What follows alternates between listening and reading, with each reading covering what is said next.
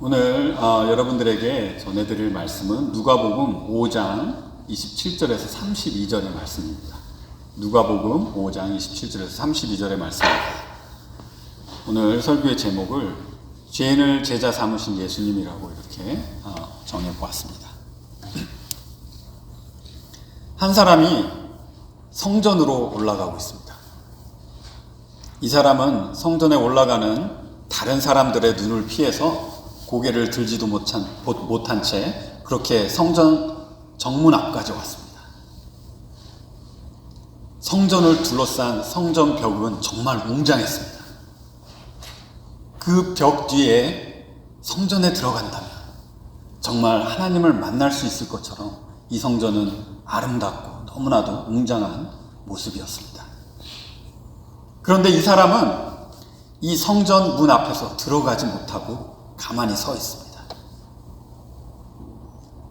성전에 올라갔던 다른 사람들은 모두 성전 안으로 들어갔지만 이 사람은 성전 안으로 들어가지 못하고 성전 밖에 있는 이방인의 뜰로 향했습니다. 이 사람은 이방인의 뜰에서 자신이 서 있는 땅을 바라보면서 슬퍼하며 눈물을 흘리기 시작합니다.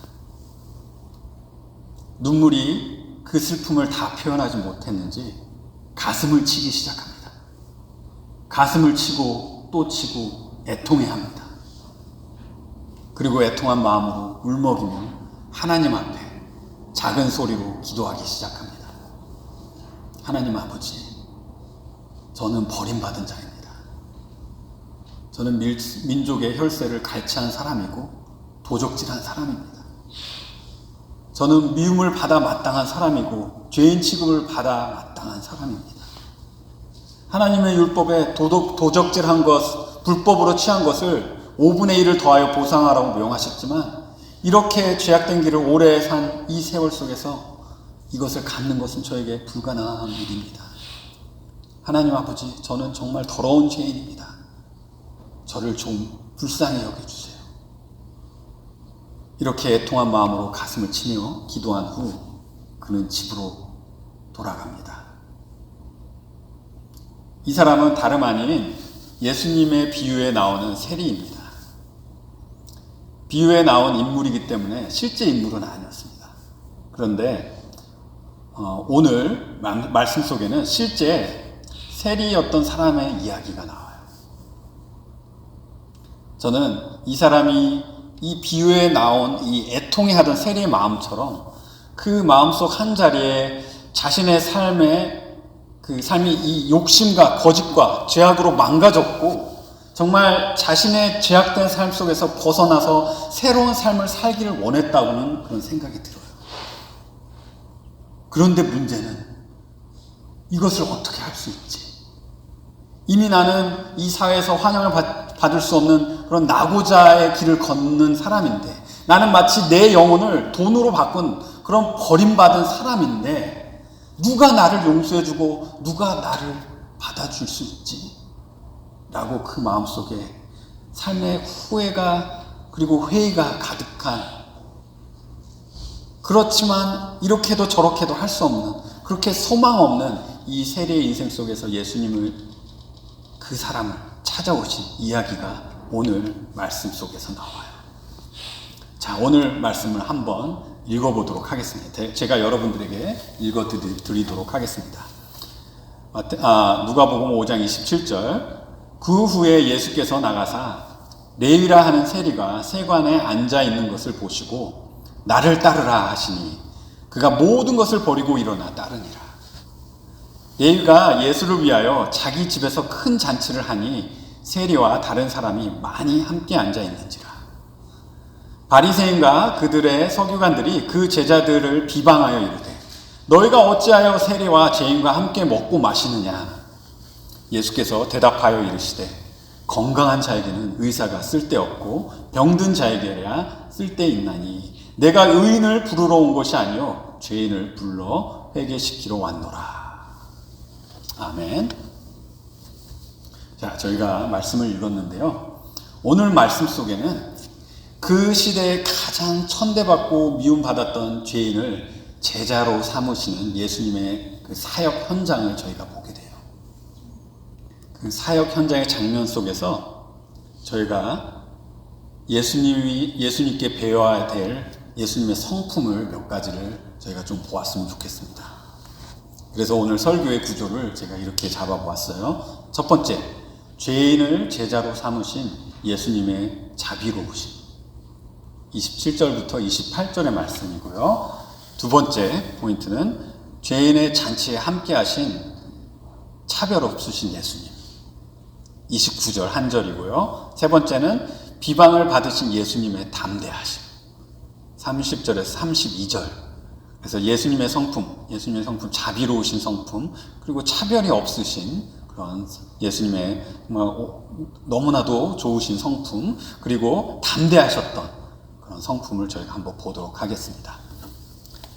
자, 그러면 저희가 사역 현장 속에서 죄인을 제자 삼으신 예수님의 자비하심을 먼저 보겠습니다. 27절에 그 후에 예수께서 나가사. 자, 그 전에 무슨 일이 있었죠? 오늘 이 말씀 전에 무슨 일이 있었죠? 저는 이제 지난번 설교에 예수님께서 중풍병자를 고치셨던 그 사건에 대해서 저희가 보았어요. 예수님은 중풍병자에게 너의 죄가 사했다고 말씀하시면서 예수님께서 이 세상의 죄를 사하시는 권세가 있으심을 명백하게 말씀하셨습니다. 이 말은 근데 바리새인과 서기관들에게 정말 유일하게 죄를 사하실 수 있는 하나님과 예수님 자신이 이렇게 동등되게 여기는 그런 말로 들려서 이것이 신성모독의 발언으로 이 사람들이 듣게 되었습니다. 하지만 예수님은 하나님 아버지와 동등되신 삼위일체 한 분 하나님이셨어요. 예수님은 중풍병자의 병을 낫게 하시는 그런 놀라운 하나님만이 하실 수 있는 그런 기적을 보여주시면서 자신이 불가능한 일을 가능케 하시는 하나님이시라는 것을 그 자리에서 보여주시면서 그렇기 때문에 죄를 사하시는 하나님이라는 것을 또 논리적으로 증명해 보이셨습니다. 그렇지만 그 후에 예수님은 바리새인들과 서기관들의 눈에 더 거슬리는 그런 분이 되셨던 것이죠. 27절에 와서 그 후에 예수께서 나가사라고 했는데 여기에 그 후는 이 일이 있었던 바로 그 이유가 아닌 것을 마가복음 2장 13절에 보시면 알 수 있어요. 제가 마가복음 2장 13절을 읽어드리면은 예수께서 다시 바닷가에 나가시면 이제 이 일이 있었던 이후에 예수님께서 다시 바닷가에 나가심에 큰 무리가 나왔거늘 예수께서 그들을 가르치시니라. 예수님은 이제 그 일이 있었던 후에 계속 가르치시고 그런 일을 쉬지 않고 하셨어요. 예수님의 가르침은 많은 사람이 듣고 예수님을 따라다녔습니다. 따라다니는 사람 중에는 정말 다양한 사람들이 있었을 거예요. 뭐 죄인도 있었고, 바리새인들도 있었고, 종교를 가진 사람, 종교가 없었던 사람, 다양한 사람들이 있었을 거예요. 그런데요, 예수님께서 다니시면서 한 사람을 유심하게 바라보십니다. 27절에 그 후에 예수께서 나가사 레위라 하는 세리가 세관에 앉아 있는 것을 보시고, 레위는 여러분들이 잘 아시는 마태복음을 기록한 예수님 제자 마태입니다. 레위는 세리였습니다. 여러분들 제가 말씀드렸지만 세리는 어디 가도 환영을 받지 못하고 죄인 취급을 받았습니다. 그 이유를 좀 부가 설명해 드리면 예수님의 시대는 유대인들이 로마 제국의 통치를 받고 있었어요. 이제 로마 제국은 이 유대인들로부터 세금을 걷기 위해서 이제 세리들을 이제 고용하게 되는데, 세리들을 로마 사람들을 이렇게 고용한 게 아니라 그 지역에 있는 유대인들을 고용해서 이제 세금을 거둔 것이죠. 그래서 이 세리들은 유대인이었던 세리들은 자신의 민족 유대인들에게서 세금을 걷어서 로마 제국에 바치는 그런 사람들이었어요. 근데 보통 이 세리들이 왜 더 큰 미움을 받았냐면요, 이 세리들은요 사람들에게 많은 세금을 징수하고 이제 로마 제국에는 최소 세금을 보고했어요. 그래서 그 차액으로 자신의 부를 축적하는 사람들이었어요. 굉장히 정직하지 못하고 도덕적이지 못하고 사람의 돈을 갈취하는 그런 악한 그런 일들을 많이 하는 사람들이었어요. 그래서 굉장히 미움을 받을 수밖에 없던 것이었죠. 그 당시에 로마 제국도요, 이 세리들이 그냥 내야 할 세금만 제때제때 내면 무엇을 해도 상관이 없고 이렇게 다 그냥 내버려 두었어요.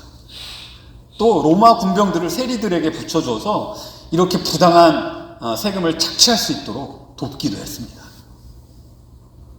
그렇기 때문에 유대인들에게는 이 세리들은 나라를 팔아먹는 매국노, 배신자였고 어디 가도 환영을 받지 못하고 또 세금을 착취하는 그런 도적들, 그런 죄인의 취급을 받았던 것이죠. 근데 오늘 말씀에 레위, 세리였던 이 레위가 이제 세간에 앉아 있었다고 이제 나와요. 이제 세간에 앉아 있었던 이유는 이 세리가 이제 운반세, 사람들이 지나가는 그 길목에 이렇게 앉아서 그 세간에 앉아서 운반세와 이제 통관세 등을 걷는 세리였기 때문이 아닌가 이제 생각이 되는 것이죠. 그 당시에 막 수많은 별의별 세금이 다 있었는데 이제 운반세, 통관세 등을 이제 걷는 세리였을 거예요. 이제 레위는 이 가버나움이라는 큰 도시에서 그런 세리의 역할을 했기 때문에 이 가버나움, 이 갈릴리 호수가 있는, 그리고 상업이 활발하게 발달되었던 이 지역, 또 이 갈릴리를 통하는 이 동쪽에서 남쪽, 그리고 북쪽에서 남쪽, 동쪽에서 서쪽으로 이렇게 통하는 그런 길이 있어서 많은 상인들이 오고 가는 그런 길목에 위치한 곳이 이런 가버나움이었어요. 그래서 아마 그 자리에는 완전 세금을 걷기에 좋은 자리였을 거예요. 어마어마한 세금을 걷었을 것입니다. 그렇게 생각해 보시면은 레위가 정말 얼마나 많은 돈을 이렇게 착취하려고 했으면 착취했을까요? 굉장히 세리로서는 좋은 자리였던 것이죠. 근데 예수님은 레위가 세간에 앉아 있는 것을 보셨다고 이렇게 나와요. 여기에 이제 보았다라는 단어는 그냥 눈으로 이렇게 찔끔찔끔 보신 게 아니라 유심히 관찰하듯이 보았다라는 그런 의미를 가진 단어예요. 예수님께서 왜 이렇게 유심히 레위를 바라보셨을까요? 제 생각에는 예수님께서 레위의 마음속에 그 죄로 인하여 괴로워하는 죄책감, 그리고 죄로부터 자유로워지고 싶어하는 마음을 보시고 계셨던 게 아닌가 짐작이 되는 것이죠. 예수님은 세간에 앉아있는 레위에게 이렇게 말씀하십니다. 나를 따르라. 나를 따르라. 뜬금없이 그렇게 말씀하신 예수님. 레위는 아마도 예수님이 누구인지 이미 알고 있었을 거예요. 예수님께서 행하신 기적들에 대한 소문을 들어서 알고 있었을 것이고, 예수님께서 가르치신 말씀들의 그런 내용도 들어서 알 수 있었을 거예요. 병든 자들을 만져주시고 고쳐주시는 그런 인자하심, 그런 이야기도 들어서 알았을 거예요. 예수님이 어떤 분이신지 레위가 모르지 않았을 거예요. 그런데 레위는 예수님께서 부르실 때까지만 해도 예수님이 누구신지 완전하지는 그래도 완전히 알지는 못했던 것이죠. 하지만 레위는 자신의 마음속에 있는 그 무거운 짐을 다 해결해 주실 수 있는 분이 바로 예수님이 아니실까라는 생각을 하지 않았을까요? 그런 생각 속에서 레위는 결단을 합니다. 28절에 그가 모든 것을 버리고 일어나 따르니라. 레위의 결단은 작은 결단이 아니었어요. 다른 예수님의 제자들은 어부였잖아요. 근데 따르다가 마음에 안 들면은 다시 돌아갈 수 있는 그런 직업이었어요. 솔직히 그랬잖아요. 예수님께서 돌아가시고 부활하신 이후에 제자들이 다시 고기잡이 하러 돌아갔던 그런 사건도 있었잖아요. 근데 레위는 한 번 떠나면 다시 돌아올 수 없는 그런 자리를 맡은 세리였어요. 한 번 떠나면 다시 돌아올 수 없는 이 정말 너무나도 돈 벌기에 쉬운 그 자리를 버렸다는 것은 얼마나 큰 결정이라는 것을 저희가 알 수 있는 것이죠. 여기서 일어나 따르니라 라고 한 이 표현은 내가 즉각적인 결단을 해준 것을 저에게 말하고 있어요. 그냥 좀 생각 좀 해보고요. 제가 좀 계산 좀 해보고요. 이렇게 한 것이 아니라 그 마음의 갈급함이 얼마나 심했으면 예수님께서 나를 따르라 하셨을 때 벌떡 일어나서 예수님을 따랐는지 저희가 생각해 볼 수 있는 것이죠. 그런데요, 저희가 이제 한번 곰곰이 더 생각해 보았으면 하는 게 있어요. 저희가 만약 누구를 제자를 삼고 가르치기를 원한다면 저희가 어떤 사람을 제자로 선택할까요? 웬만하면 선생님이 이제 제자를 삼으실 때 이 제자가 내가 가르칠 만한 사람의 자격이 있고 또 잠재력, 포텐셜이 있는 사람을 선택하려 하지 않을까요? 근데 잠재력, 이 포텐셜은 있는데 그 사람의 인성과 그 사람의 배경 이런 것들이 자격 미달이라면 선생님은 보통 받아주시지 않습니다. 이런 사람을 제자로 받아주었다가는 나중에 이제 뒤통수를 맞고 이제 골치 아픈 이제 문제거리가 생기는 그런 일들이 많기 때문이에요. 그래도 기본적으로 자격이 되는 사람을 제자로 삼아서 그 사람의 잠재력을 끄집어내어주고 또 그 능력을 키워줄 때 이제 제자를 키운 선생님의 그 보람도 있고 또 그 제자가 이렇게 더 잘 됐을 때 선생님이 빛이 나는 것이죠. 이제 아이들을 보면 쟤는 싹수가 노래 안 되겠어. 뭐 이렇게 하시는 선생님도 있잖아요. 그렇죠? 그런데 가끔 이러한 사람의 자격을 보지 않고 제자를 삼으시는 그런 선생님들이 있어요. 그리고 그 자격 미달의 사람들을 변화시키시고 그들을 가르치고 다듬어서 훌륭한 사람으로 만들어내는 그런 선생님들이 가끔 있는 것이죠. 그렇다 해도 그런 선생님들에게는 위험 부담이 큰 것입니다. 이 아이를 옳게, 이 제자를 정말 훌륭한 사람으로 이끌어내지 못할, 이 사람이 정말 자격이 미달이 되는데 과연 그렇게 훌륭한 사람으로 될 수 있을까?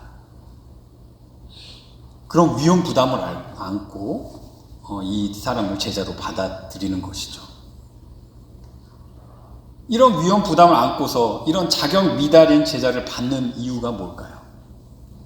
저는 그것이 선생님의 성품에서 나오는 virtue, 미덕이 아닐까 생각이 돼요. 예수님은 지금 어떤 사람을 제자로 삼으셨죠? 세리입니다. 그 당시의 세리는 그 사회에서 아무것도 할 수 없는, 세리 외에는 아무것도 할 수 없는 그런 자격 미달의 사람이었어요. 예수님은 선생님으로서 사회에서 완전 낙오자가 된 사람을 제자로 삼으시려 하고 계세요. 예수님은 하나님이십니다. 하나님의 성품 중에는 자비하심이 있어요. 자비는 무엇이냐면요, 무력하고 아무 힘이 없고 도움이 필요한 사람을 사랑하고 불쌍히 여기는 그 마음을 말할 때 이 성품, 자비라고 하는 것이죠. 뭐 인자하다, 은혜롭다, 긍휼하다, 다 같은 의미의 말인 것이죠. 근데 세리였던 레이는 자신의 직업으로 인해 사회가 쌓아놓은 그런 담장 앞에서 아무 그 담장을 넘어갈 수가 없어요. 외면을 당할 수밖에 없는 거예요. 또 자신의 죄로 인해서 용서받을 수 없는 그런 무기력한 사람이 되었던 것이에요. 용서받기 위해서는 너무나도 큰 자비와 은혜와 긍휼이 필요한 사람이었습니다. 예수님은요, 이렇게 죄로 인하여 애통해하고 괴로워하는 그 레위의 마음을 보셨어요. 그리고 예수님께서 사용하고자 하는 그 레위의 포텐셜, 잠재력을 보셨습니다.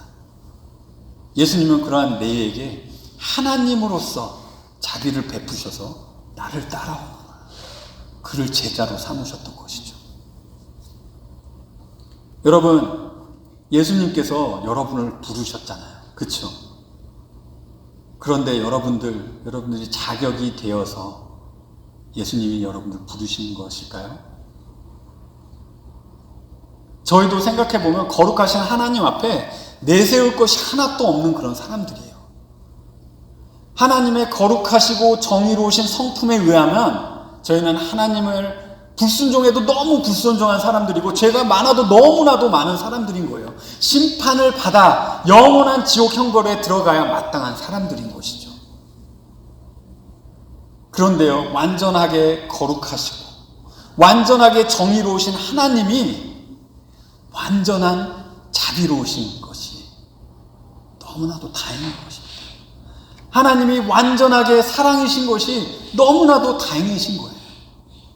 그러한 자비와 은혜와 사랑으로 저희와 같은 사람들에게 나를 따르라, 나를 믿고 내가 열어놓은 길을, 진리의 길을, 그 길을 나를 따라오너라. 내가 너를 자유롭게 해줄 것이고 내가 너에게 영원한 생명을 줄게. 내가 너를 사랑하고 내가 너를 인도해 줄게. 내가 너에게 구원의 길을 가르쳐 줄게. 이렇게 말씀하시는 거나 같은 거예요. 이렇게 말씀하시는 자비로우신 예수님께 저희가 어떻게 반응해야 되죠? 저희 또한 레이처럼 지금 당장 즉각적으로 모든 것을 뒤로하고 모든 죄악된 삶을 버리고 예수님을 따라 살아야 되지 않을까요? 여러분들 이미 그런 삶을 살고 계시죠? 자, 첫 번째 저희는 죄인을 제자로 삼으신 예수님의 자비하심을 보았는데, 두 번째 저희는 죄인들의 잔치에 함께 하신 예수님의 차별 없으심을 저희가 봤으면 좋겠어요. 29절에 레위가 예수를 위하여 자기 집에서 큰 잔치를 합니다. 그곳에는 많은 사람들이 모였어요. 29절 말씀에 그곳에 세리와 다른 사람이 많이 함께 앉아 있는지라라고 이제 말씀하고 계신데, 잔치를 베푸는 레위는 정말 기뻤을 거예요. 너무나도 기뻤을 거예요. 그 죄에서 해방된 그 기쁨, 마치 그 어깨에 무거웠던 짐을 다 내려놓는 듯한 그런 기쁨, 자유로워진 기쁨을 예수님과 함께 하고 싶었을 겁니다. 그리고 자신의 친구들과 함께 그 기쁨을 누리고 싶었을 거예요. 이 잔치의 의미를 이제 생각해 보게 되는데요. 이 잔치를 베푼 이유가 자신을 제자로 받아주신 예수님께 감사함을 이렇게 표현하는 잔치였을지도 모르겠어요. 또 아니면 옛 삶을 다 뒤로하고 이제 아무 후회 없이 새 삶을 살겠노라라는 마치 이별 잔치와 같은 그런 것이었을지도 모르겠어요. 어떤 의미의 잔치였어도 이 잔치는 레위가 얼마나 자신의 죄에서 자유롭기를 원했는지, 그 자유를 얻었을 때 그 기쁨이 얼마나 컸는지를 잘 나타내주는 그런 잔치입니다. 그런데 이제 저희 이제 한국 저희 나라 고사성어에 이런 말이 있잖아요. 유유상종이라는 말이 있습니다.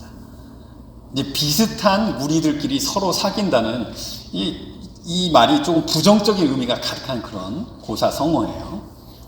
근데 이 고사성어가 레위가 이렇게 레위가 이렇게 만들었던 이 잔치에 초대한 친구들을 잘 표현해 주지 않나 이렇게 생각이 되는 거예요. 레위의 주변 친구들은 다 레위 자신과 같은 세리, 또 사회에서 환영을 받지 못한 그런 차별받는 사람들이었습니다. 이 잔치를 상상해 보면 마치 사회에 낙오된 그런 범죄자들, 사기꾼들 같은 사람의 모임처럼 보였을지도 모르겠어요.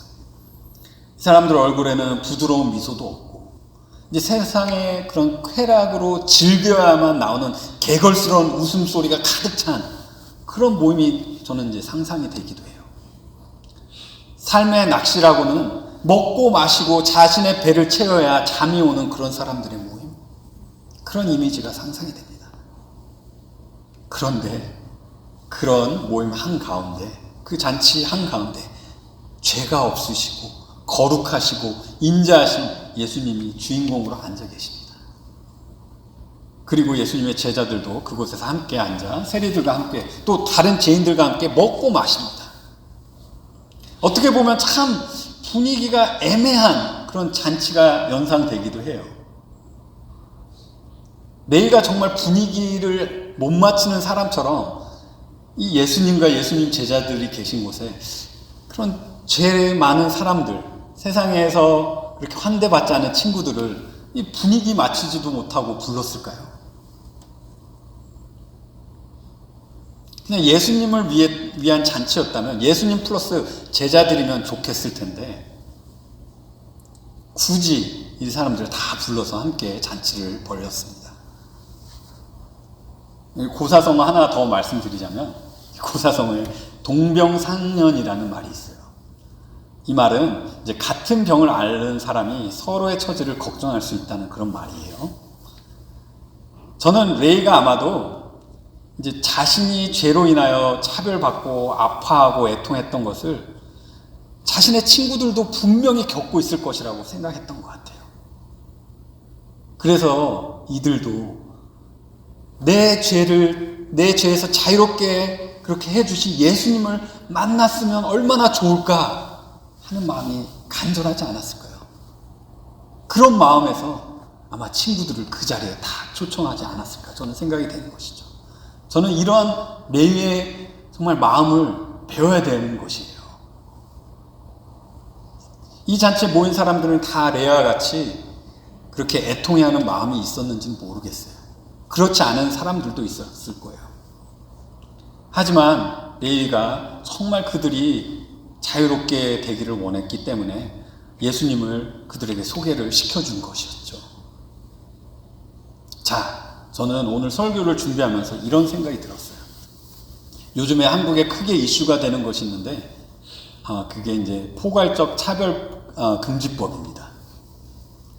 이제 제가 이제 법을 다루는 사람이 아니라서 이제 포괄적 차별 금지법이 얼마나 이제 그리스도인들에게 위험한지 전문적으로 이렇게 말씀드리지는 못하지만 이제 제가 몇 가지 아리클들을 읽어보면은 이제 차별 금지법에는 현재 이제 개별적 차별 금지법이 있고요. 또 이제 포괄적 차별 금지법이 있어요. 개별적 차별 금지법은 이제 뭐냐면 대략 요약해드리면 이제 성별이나 장애 등 이제 특별 차별 사유나 고용 등 특별한 영역에서 차별을 금지하는 법이라고 해요. 이렇게 들었을 때 이제 이것은 이제 직업을 이제 갖는 사람 입장에서 그리고 채용하는 입장에서 굉장히 공정한 그런 법인 것 같아요. 그래서 남녀 차별, 연령 차별, 뭐 비정규직 차별 이런 것들로 사람들이 정말 이렇게 서로하지 않게 아주 괜찮은 법이라고 그렇게 생각이 드는 것이죠.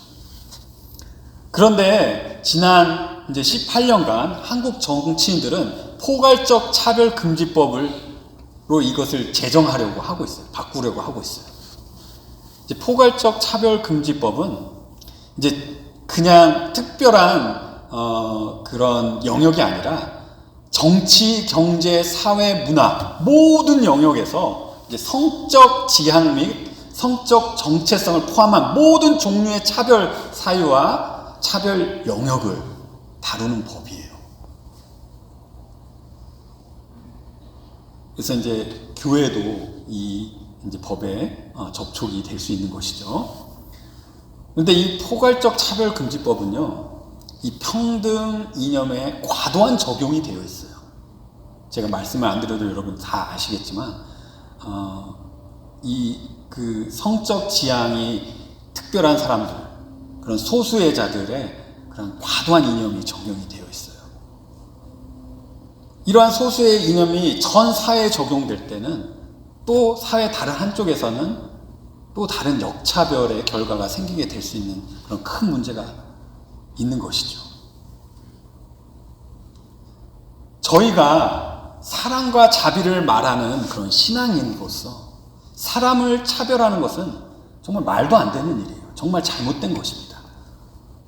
그런데요, 저희가 전하는 것은 하나님의 말씀입니다. 하나님의 말씀, 진리와 복음을 전해서 죄 속에 빠진 사람을 구해내야 되는 것이 저희가 전하는 복음이고 저희가 하는 일이에요. 이러한 진리의 말들이 누군가의 감정을 상하게 했을 때 이제 포괄적 차별금지법이 적용이 될 수 있기 때문에 차별금지법이 하나님의 말씀을 최고로 권위로 두는 신앙인들, 믿는 자들을 어렵게 할 수밖에 없는 그런 법이 되는 것이죠. 저는 오늘 말씀을 통해서 이 차별에 대한 의미를 성경적으로 좀 바라보았으면 합니다. 예수님은 그 시대에 그 시대에 사람 취급도 받지 못했던 차별을 받았던 세리들과 함께 식사를 하고 계십니다. 근데 예수님이 이들의 삶을 인정하시기 때문에 그 자리에 함께 계셔서 이렇게 먹고 마셨을까요?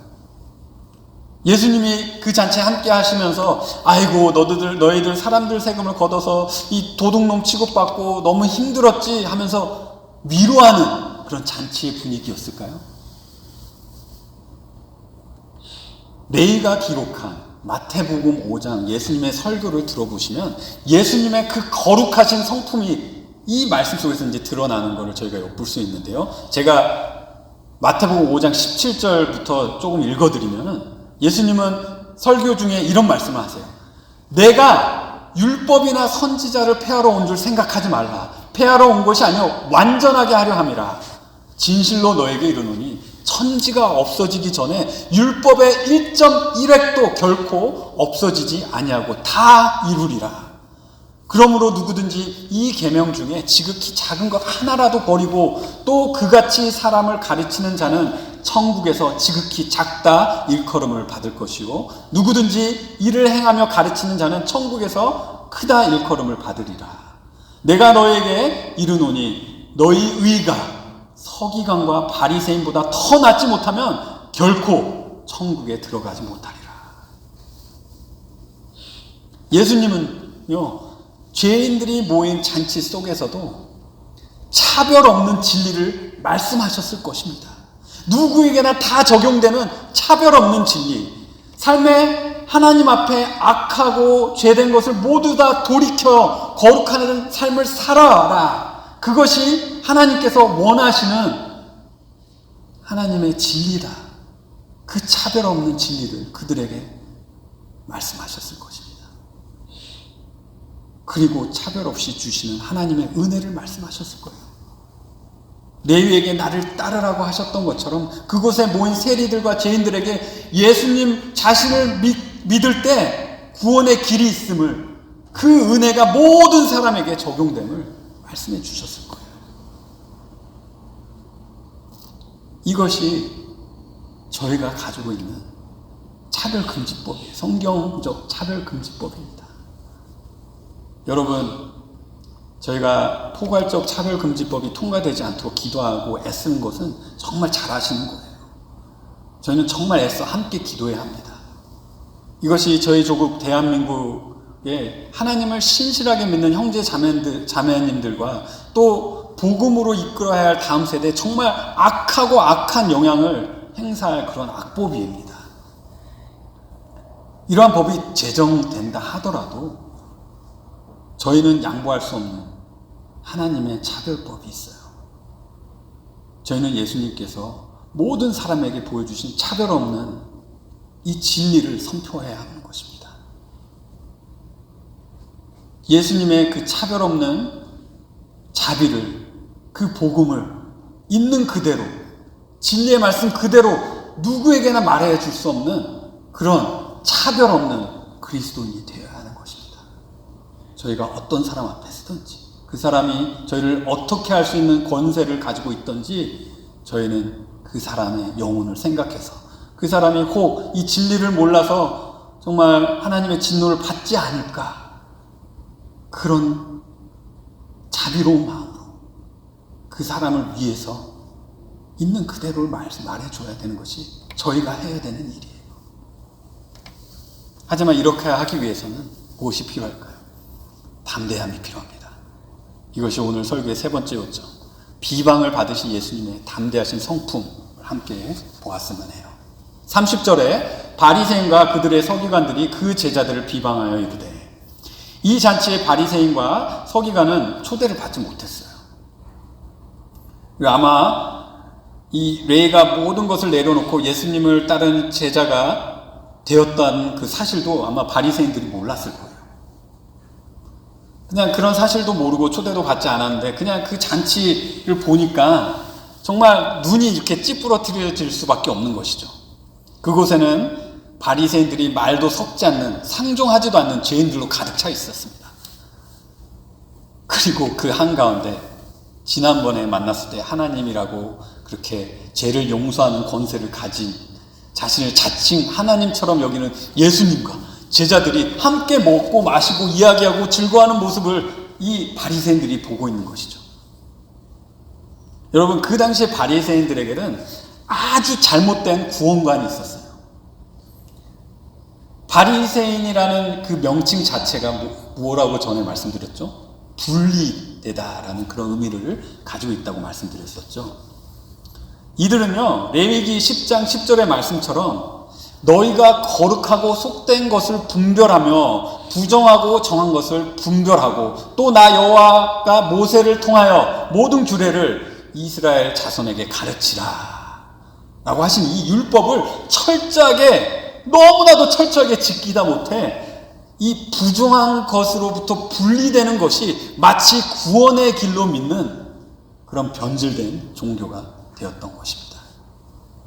바리새인들은 부정한 물건, 부정한 사람, 부정한 음식, 기타 등등 이러한 것들로부터 정말 철저하게 분별하여 살았어요. 그렇게 분별해야 구원받는 걸로 알고 그렇게 사는 것이죠. 그래서 자신들이 부정하게 생각하는 세리들과 함께 한 식탁에서 식사하는 것은 절대 이 사람들에게 있을 수 없었습니다. 아마도 부정한 세리들 한가운데 계신 예수님 앞에 나갈 수 없어서 아마 그 주위에 있는 제자들에게 이제 궁시렁 비방하기 시작했던 것이죠. 너희가 어찌하여 세리와 죄인과 함께 먹고 마시느냐? 아니, 어떻게 죄악된 사람들과 함께 할 수 있죠? 아니, 어떻게 진리에서 벗어난 사람들과 함께 할 수 있죠? 아니, 어떻게 도대체? 그런데 이게 틀린 말일까요? 저희가 생각해보면 이런 말씀이 성경에도 있어요. 이 신약 성경에도 있어요. 고린도후서 6장 13절에 보면 저희는 믿지 않는 자와 멍에를 함께 매지 말라. 너희는 믿지 않는 자와 멍에를 함께 매지 말라. 의와 불법이 어찌 함께하며 빛과 어둠이 어찌 사귀며. 이런 말씀이 그리스도인들에게도 이제 순종해야 되는 하나님의 말씀이라면 어떻게 보면 이 바리새인들의 그런 이 관점, 그런 상황 판단은 틀린 것 같지는 않아요.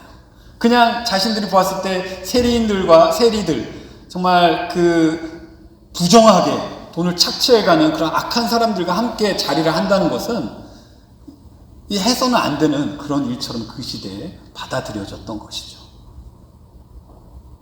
그런데요, 여기 이 잔치를 준비한 세리, 그 레위는 이 죄악된 삶에서 돌아서서 예수님을 따르려 하는 용서받은 죄인이라는 것을 이 바리새인들이 몰랐던 것이죠. 그리고 레위가 자신처럼 고통받는 자들을 예수님께로 인도했다는 그 사실도 이 바리새인들이 알지 못했어요. 그런데 그 사실을 알았다고 해도 바리새인들은 아마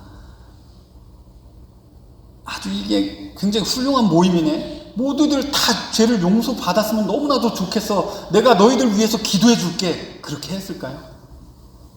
아니요. 그들은 자신들의 종교의 그 틀에서 벗어나질 못합니다. 자신의 종교의 틀에서 벗어나는 것을 절대 다른 사람들도 용납하지 않아요. 그리고 예수님께 그렇게 궁시렁 예수님, 본인이 하나님의 그런 동등된 하나님이라고 하는데 어떻게 죄인들과 함께 먹고 마실 수 있지? 그 제자들은 또 어떻게 그렇게 할 수 있지? 이렇게 궁시렁 그렇게 거리는 바리새인들에게, 서기관들에게 예수님이 이렇게 말씀하십니다. 31절에 예수님께서 대답하여 이르시되 건강한 자에게는 의사가 쓸데없고 병든 자에게나 쓸데가 있나니. 자, 여기서 예수님은 비유와 같은 말씀을 하십니다. 예수님은 건강한 자, 또 의사, 병든 자, 이 세 부류의 사람이 나오는 마치 속담과 같은 말씀을 하시는데, 자, 여러분 판단에는 여기에 모인 무리 중에 병든 자가 누구이죠? 병든 자는 그곳 잔치에 모인 세리와 같은 죄인들, 그런 사람이라는 거 예상하는 것이 그렇게 어렵지는 않아요. 그렇다면 의인은 누군지 여러분들 어떻게 생각하세요? 바리새인과 서기관을 예수님이 의인이라고 지금 말씀하시고 계시는 것일까요? 네, 맞습니다. 그런데 저희가 이미 성경을 통해 아는 진리는 모든 사람이 죄를 범하였고 하나님 앞에 그 누구도 의로울 수 없잖아요. 네, 맞습니다. 이 바리새인도 어떻게 보면 세리 못지 않을 정도로 영적으로 아픈 사람들이에요.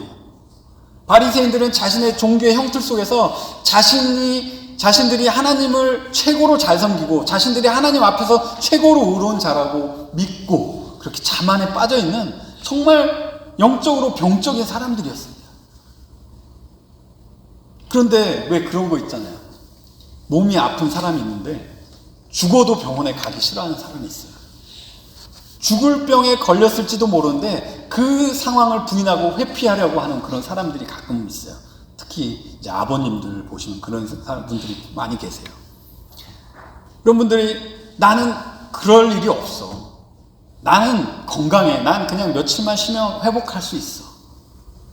이렇게 자신의 건강 상태를 부정하고 고집을 피우다가 정말 크리티컬한 타이밍을 놓치면은 이제 치료할 수 없는 상태까지 가는 그런 정말 비극적인 상황을 맞이하게 되는 것이죠. 그런 사람에게도 절실하게 의사가 필요한 거예요. 그런데 자신의 병을 인정하지 못하는 사람에게 아무리 훌륭한 의사를 데리고 그 사람을 진단을 받게 한다고 해도 아니 다 엉터리야. 다른 의사 데리고 와. 다시 검진 받아야겠어. 뭐 가끔 오진이 있을 수 있어요. 그런데 이렇게 의지적으로 지속적으로 고집스럽게 아픈데도 자신의 건강하다고 판단하는 사람들, 의사가 아무 소용이 없는 거예요. 의사가 필요 없는 것입니다. 그러한 의미에서 예수님께서 자신 스스로 의인이라고 진단해버린 바리새인들에게, 스스로 건강하다고 생각하는 이 바리새인들에게 너희들한테 의사가 필요 있겠어? 너희처럼 스스로 아무 이상이 없다고 하는 그런 의로한 자들에게 죄사함이 필요 있겠어? 라고 마치 비꼬듯이 말씀하고 계신 거예요. 너희들한테는 의사가 필요 없어. 의로운 너희들한테는 의사가 필요가 없어. 예수님 또 이러한 말씀을 하세요. 내가 의인을 부르러 온 것이 아니요 죄인을 불러 회개시키러 왔노라. 마태복음 9장 13절을 보시면 예수님께서 호세아서 6장 6절의 말씀을 인용하셔서 말씀을 하시는 것이 나와요. 근데 누가는 그것을 인용하지 않고 기록하지 않았습니다. 제가 마태복음 9장 13절을 읽어드리면은 이런 말씀을 예수님께서 하세요. 너희는 가서 내가 긍휼을 원하고 제사를 원하지 아니하노라 하신 뜻이 무엇인지 배우라. 나는 의인을 부르러 온 것이 아니라 죄인을 부르러 왔노라 하시니. 예수님은 하나님께서 죄인들에게 제사와 같은 그런 형식적인 것을 원하는 것이 아니라고 이렇게 이 말씀을 통해서 지금 바리새인들에게 가르쳐 주시고 있어요. 정말 하나님들이 너에게 이런 율법을 주셨지만 진정으로 하나님께서 원하시는 것은 용서이고 구원이고 긍휼이고 자비고 은혜, 이것이 하나님이 진정으로 원하신다는 것을 이 율법에 빠져있는 이 바리새인들에게 그들이 너무나도 잘 알고 있는 이 호세아서 6장 6절의 말씀을 가지고 가르쳐 주시고 계신 거예요. 그들은 가식적이고 율법적인 그런 삶 속에 은혜와 자비가 무엇인지 잃어버린 지 오래였을 것이에요. 그들에게 하나님의 마음, 하나님이 원하신 것이 무엇인지 예수님이 다시 상기시켜 주셨을 때 그들은 내가 정말 잘못된 종교에서 이렇게 살았구나. 이제는 하나님의 진정한 마음의 뜻을 알고 하나님께서 원하시는 그 뜻을 알고 살아야 되겠구나. 이렇게 돌아서는 회개가 있었을까요? 예수님은 바리새인들에게 숨기지 않으시고 이 세상에 오신 이유를 말씀하셨습니다. 예수님께서 이 세상에 오신 이유는 죄인을 불러 회개시키러 오셨다고 하십니다. 회개는 자신의 죄를 완전히 인정하고 그 죄에서 완전히 돌아서서 하나님께서 원하시는 삶을 사는 것을 말해요. 저희가 구원을 말할 때 저희는 믿음으로 구원을 받는다고 말해요. 예수님의 그 십자가의 공로를 전심으로 믿는 믿음으로 구원을 받는다고 저희는 전하고 믿습니다. 그런데 믿음과 회개의 관계는 떼놓을 수 없는 관계를 가지고 있어요. 마치 동전에 양면이 있는 것처럼 동전 한쪽이 믿음이라면 다른 한쪽은 회개해야 되는 모습을 가지고 있는 것이죠. 그렇기 때문에 구원은 믿음과 회개를 통하여 저에게 적용되는 하나님의 은혜인 것이에요. 하나님께서 죄인을 구원하실 때 사용하는 수단과 같은 것이 이 믿음과 회개인 것입니다. 없어서는 안 되는 아주 중요한 그런 하나님의 수단인 거예요. 그런데 예수님께서 여기서 뭐라고 말씀하고 계시냐면 죄인을 불러 회개하게 하신다고 여기서 예수님께서 오신 목적을 정확하게 말씀하고 계세요. 저희의 구원은 저희가 시작하는 것이 아닙니다. 저희 구원은 오늘 예수님께서 말씀하신 것처럼 예수님께서 저희에게 찾아오셔서 저희를 부르실 때 저희가 거절할 수 없는 그 은혜를 깨닫고 예수님을 믿고 회개함으로써 구원을 받는 거예요. 근데 바리새인들이 이 말씀을 들었을 때 아니 우리와 같이 의로운 사람을 위해서 오신 게 아닌 거야? 아니 우리도 그럼 회개해야 되는 그런 죄인이라고 지금 말씀하시는 거야? 아니 우리가 이런 죄인들 같은 세리와 이 동급이 될 수가 있는 거야? 도대체 무슨 말씀을 하시는 거야? 이 별의별 상상을 하지 않았을까? 저는 생각이 드는 것입니다. 하지만 예수님은 그렇게 예수님께 죄인과 함께하는 그런 사람이라고 비방하는 바리새인들에게 담대하게 진리를 말씀해 주신 것이죠. 자, 예수님은 죄인들을 구하러 이 세상에 오셨어요. 그리고 그들에게 회개하고 그 죄로부터 회개하고 하나님께 돌아와서 용서를 받을 수 있는 은혜를 베푸심으로써 그들과 함께 구원의 기쁨을 누리시기를 원하시고 계십니다. 함께 잔치에 참여하시길 원하세요. 그런데 이 사역 현장 속에 예수님을 알지 못하고 예수님을 믿지 않고 자신의 생각을 고집하는 사람들의 그 비방은 항상 예수님을 따라다녔어요. 저희가 누가복음을 더 이제 배우면 알겠지만 이러한 비방은 그냥 없어지지 않아요. 더 심해지면 심해졌지. 예수님을 죽이기까지 그렇게 살인하기까지 그 비방이 정말 hatred, 분노와 진노와 또 시기로 그렇게 변해졌지 없어지지 않았어요. 그런데요,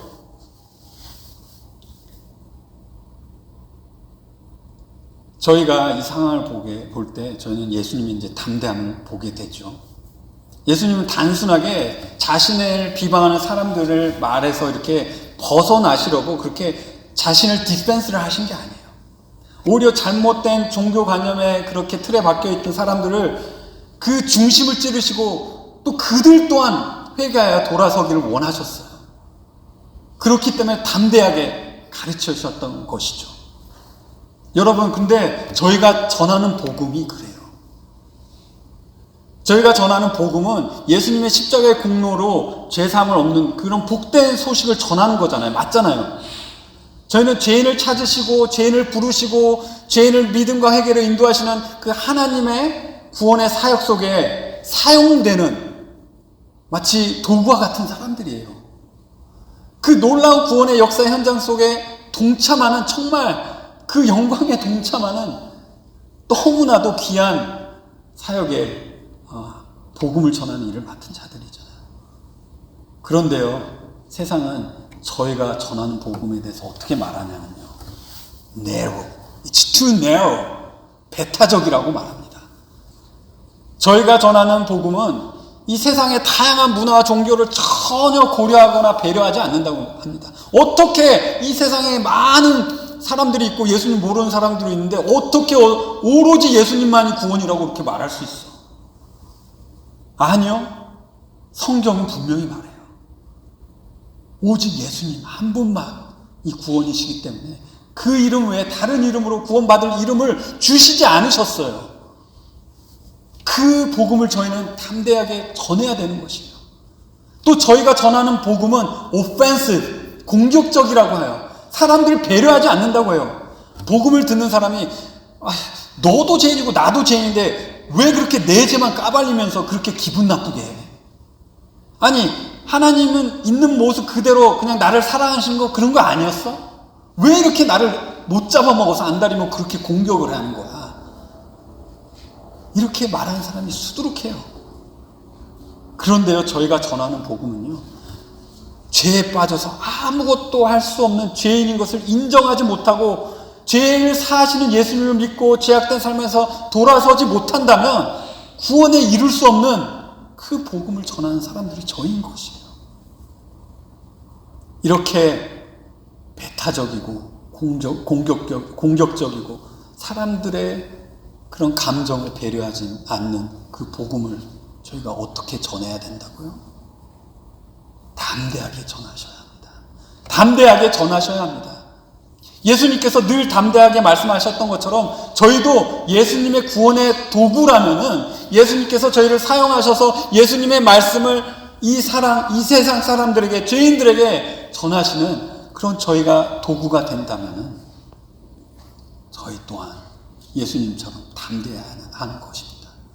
담대하게 하나도 빠짐없이 말씀에 있는 그대로 여러분들도 복음을 전하셔야 되지 않으실까요?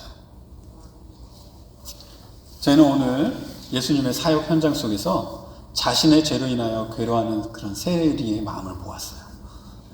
그 죄에서 그 사람을 자유롭게 하시기 위해 직접 찾아오신 예수님의 자비를 보았습니다. 그리고 모든 사람에게 차별 없이 주시는 하나님의 은혜도 저희가 보았어요. 또 마지막으로 하나님의 뜻을 숨김없이 있는 그대로 담대하게 말씀하시는 하나님의 진리를 죄인들에게 말씀하셔서 그들의 죄를 드러내시고 그들을 회개케 하시는 하나님의 정말 강하고 담대한 그런 모습을 저희가 보았습니다. 여러분 어떠세요?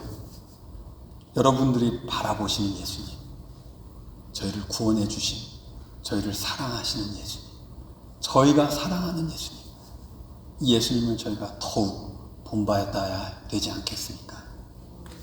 기도하시겠습니다. 하나님 아버지, 오늘 말씀을 통해서 이 세상에 정말 저희와 같이 자격 없고 죄에 빠져서 아무것도 할 수 없는 자들을 찾아오신 우리 예수님의 은혜를 바라보며 주님께 다시 한번 감사드립니다.